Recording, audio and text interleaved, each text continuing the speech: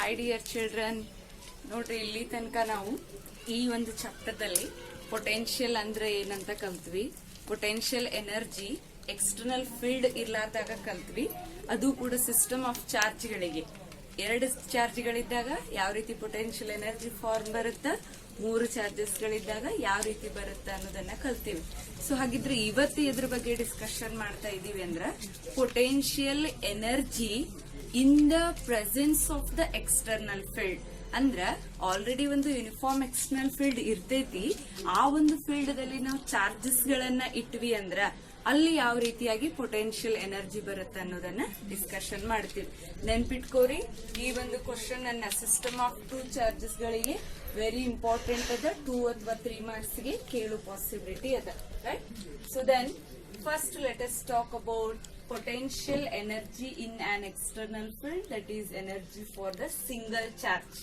See, you know that in the last class, in the absence of the external field, work done to bring a positive charge from infinity to the given point is 0.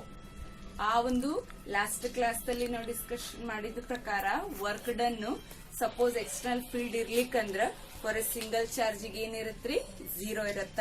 ಆದ್ರೆ ಈಗ ಏನದ external field ಐತಿ, ಅದಕ್ಕೋಸ್ಕರ the work done in bringing a charge q from infinity to the point p in the external field is given by Q into V, because we know that V is equal to W upon Q. So W is equal to Q into V. This work only stored as a potential energy. Therefore, the formula will be Q into V of R. R andre enri? It is the position of the point from the given original danga. Right?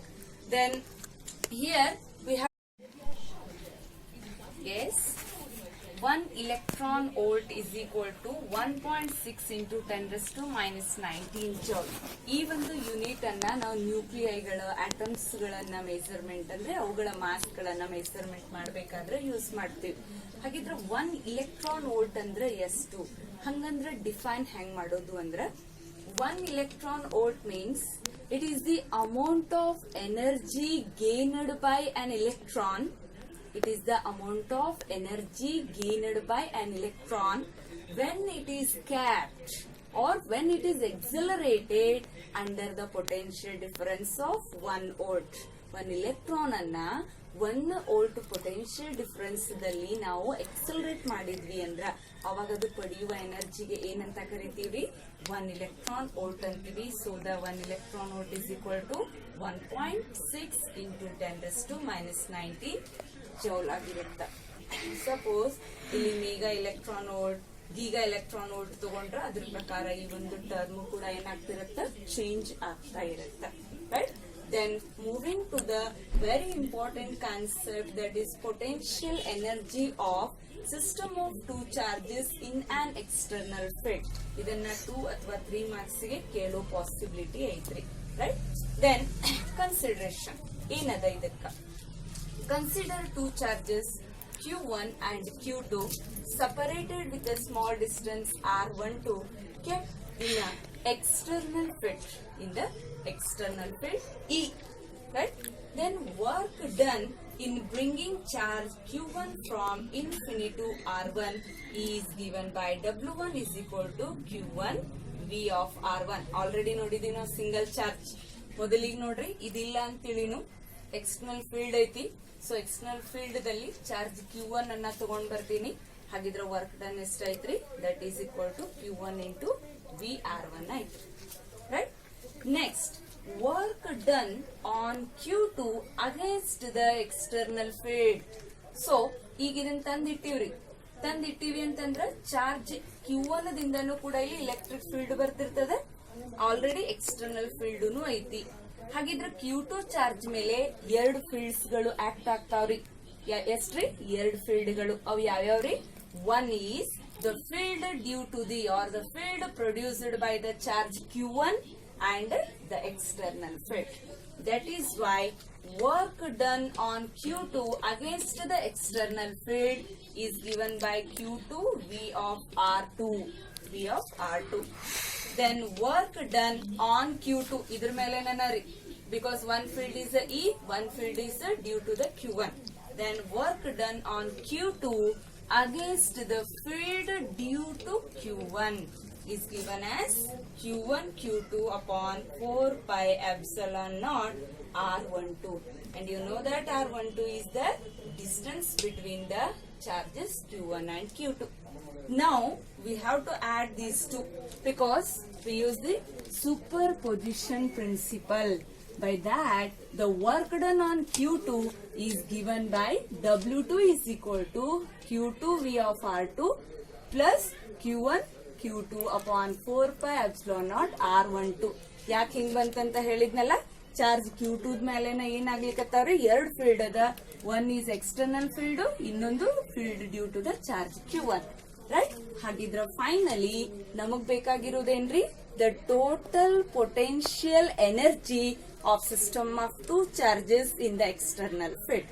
That is why total potential energy of system of two charge is given as W is equal to W1 plus W2. Right?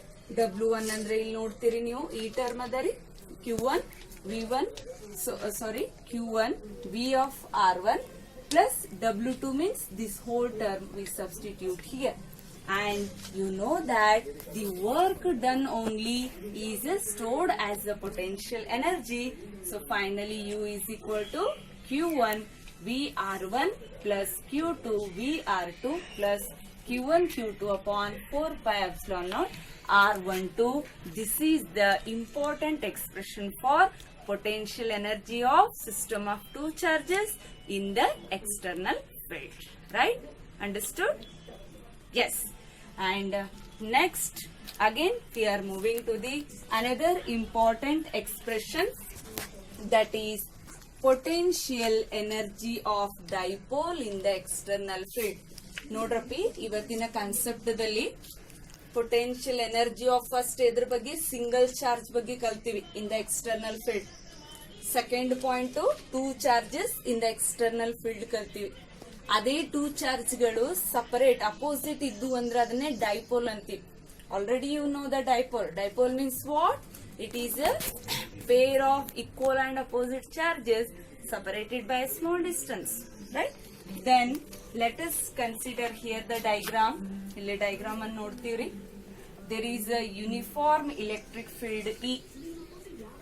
Consider a dipole of charge minus Q and plus Q separated with a small distance 2a is kept in the external field at an angle theta. Right? And we know that a dipole kept in the uniform electric field experiences the torque. ಇದು torque ಅನ್ನ experience ಮಾಡತ್ತ. But net force on the dipole ಏನಿರುತ್ತೆ, ಇಲ್ಲಿ 0 ಇರುತ್ತೆ. Remember, the net force on the dipole in the uniform electric field is 0, but it experiences the torque. Therefore, the torque already in the first chapter you studied, the torque tau is equal to P cross E. Right? P means what? It is the electric dipole moment and E is the electric field. But from the diagram it is clear that the torque acting on the dipole, it tries to rotate the dipole with a certain angle in the external field. ಅಂದ್ರ ಇಲ್ಲಿ ನೋಡ್ರಿಪ್ಪ, ಇದೊಂದ್ charge ಐತಿ ಇದೊಂದ್ ಐತಿ ಅಂತ ಹೇಳಿನು, ಈ charge ಮೇಲೆ act ಆಗುವ ಒಂದು ಟಾರ್ಕ್ ಅದನ್ನ ಏನ್ ಮಾಡತ್ತ, ಮೂವ್ಮೆಂಟ್ ಮಾಡಕ ಪ್ರಯತ್ನ ಮಾಡತ್ತ. Therefore, torque rotates the plane of the paper from angle theta naught to angle theta 1 without angular acceleration. ದಡ ಮೂವ್ ಆಗ್ತೈತೆ ಅಂದ್ರೆ ಹಿಂಗ್ ತಿರುಗುದಿಲ್ರಿ ಇದ್ರಿ, ಸ್ಲೋ ಆಗಿ ಏನ್ ಮಾಡತ್ತ, ಇದನ್ನ ವಿತ್ ಆಂಗ್ಯುಲರ್ ಸ್ಪೀಡ್ ದಲ್ಲಿ ವಿತೌಟ್ ಆಂಗ್ಯುಲರ್ ಎಕ್ಸಲರೇಷನ್ ಮೂವ್ ಮಾಡತ್ತ. ಹಾಗಿದ್ರೆ ನೋಡ್ರಿ, ಇಲ್ಲಿದ್ದಂತ ಡೈಪೋಲ್ ಹಿಂಗ್ ಸರಿತಪ್ಪ ಅಂದ್ರ ವರ್ಕ್ ಆಯ್ತ್ರಿ ಅಲ್ಲಿ. Therefore, the amount of work done is given by W is equal to theta naught integration theta 1. ಅಂದ್ರ ಮೊದಲಿಗೆ ಪೊಸಿಷನ್ ಎಲ್ಲಿತ್ರಿ, ಥೀಟಾ ನಾಟಕ್ಕಿತ್ತು, ಸರದಾಗ ಥೀಟಾ 1 ಬಂತು. ರೈಟ್? ವರ್ಕ್ ಡನ್ ಅಂದ್ರೆ ಏನೈತ್ರಪ್ಪ, ಫೋರ್ಸ್ ಇಂಟು ಡಿಸ್ಪ್ಲೇಸ್ಮೆಂಟ್ ಅದ ನಾರ್ಮಲ್ ಹೇಳಿದಾಗ. ಆದ್ರೆ ಇದು ಯಾವ ತರದೈತಿ, ಆಂಗ್ಯುಲರ್ ಇರೋದ್ರಿಂದ ಇಲ್ಲಿ ಫೋರ್ಸ್ ಬದ್ಲಿ torque, external torque into the angular displacement ಬರುತ್ತಾ. Therefore, torque means already we know that PE sin theta, because you know that last chapter ದಲ್ಲಿ ನೀವು ಸ್ಟಡಿ ಮಾಡಿರಿ. PE sin theta ಬರುತ್ತಾ, d theta as it is. ಹಾಗಿದ್ರೆ integration ಅನ್ನ ಮಾಡಿದ್ವಿ ಅಂದ್ರ sine ಟೀಟಾದ ಏನ್ ಬರುತ್ತ್ರಿ, ಕಾಸ್ ಟೀಟಾ ಬರುತ್ತ.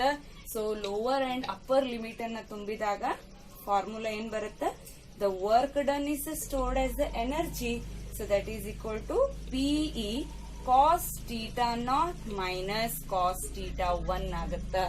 This is the first general form of the potential energy of the dipole in the external field. But for our convenience, ನಮ್ಮ ಕನ್ವೀನಿಯನ್ಸ್ ಮಾಡಕ ಇಲ್ಲಿ ಆಂಗಲ್ಸ್ ಗಳನ್ನ ನಾನು ಚೂಸ್ ಮಾಡಬಹುದ್ರಿ. ಎನಿ ಆಂಗಲ್ಸ್ ಚೂಸ್ ಮಾಡಬಹುದು. ಬಟ್ ಒನ್ ಆಂಗಲ್ ಹೆಂಗಿರ್ತದ ರೀ, the potential energy should be 0 ಇರುತ್ತ. ದಟ್ ಈಸ್ ವೈ ಕಾಸ್ ಯಾವಾಗ 0 ಆಗತ್ರಿ, ಯಾವಾಗ ಟೀಟಾ ನಾಟ್ ಈಸ್ π/2. π/2 ಅಂದ್ರೆ ಕಾಸ್ 90 ಆಯ್ತು ಅಂದ್ರ ಈ ವ್ಯಾಲ್ಯೂ 0 ಆಗತ್ತ. ಅದಕ್ಕೆ ನಾನು ಟೀಟಾ ನಾಟ್ ಅಂದ್ರ π/2 ತಗೊಂತೇನ್ರಿ, ಯಾಕಂದ್ರೆ ಇಲ್ಲಿ ಪೊಟೆನ್ಶಿಯಲ್ ಎನರ್ಜಿ 0 ಇರುತ್ತ. Theta 1 is equal to theta ಅಂತ ತಗೊಂತೀನಿ. ಇವು ಎರಡನ್ನು ಈ ಅಬೋ ಎಕ್ಸ್ಪ್ರೆಷನ್ ದಲ್ಲಿ ತುಂಬಿದಾಗ ಸಿಂಪ್ಲಿಫೈ ಮಾಡಿದ್ನಪ್ಪ ಅಂದ್ರ ಈ ಟರ್ಮ್ 0 ಆಗ್ಬಿಡ್ತ್ರಪ್ಪ. ಇದು ಕಾಸ್ ಟೀಟಾ ಆಯ್ತು. ಹಾಗಿದ್ರೆ ಏನಾಯ್ತು ಇಲ್ಲಿ, ಮೈನಸ್ ಕಾಸ್ ಟೀಟಾ ಆಯ್ತು. Therefore potential energy of the dipole in the external field is equal to u is equal to ಏನ್ ಬಂತ್ರಿ, ಮೈನಸ್ PE ಕಾಸ್ ಟೀಟಾ ಬಂತು. ಇದು ಮ್ಯಾಗ್ನಿಟ್ಯೂಡ್ ಫಾರ್ಮ್ದಲ್ಲಿ. ಅದನ್ನೇ ವೆಕ್ಟರ್ ಫಾರ್ಮ್ದಲ್ಲಿ ಬರಿ ಅಂದ್ರೆ that is u is equal to minus P cross E ಅಂತ ಬರುತ್ತ. ಯಾಕಂದ್ರೆ ಗೊತ್ತದ the cross product of the two vectors is equal to ಏನಿರುತ್ತ, ಸ್ಕೇಲಾರ್ ಕ್ವಾಂಟಿಟಿ ಆಗಿರುತ್ತ. So this is about the expression of the potential energy of dipole in the external field. Hope you all understood. If any queries, you can ask me. Okay, take care dears. We will talk and learn more things in the next class. See you.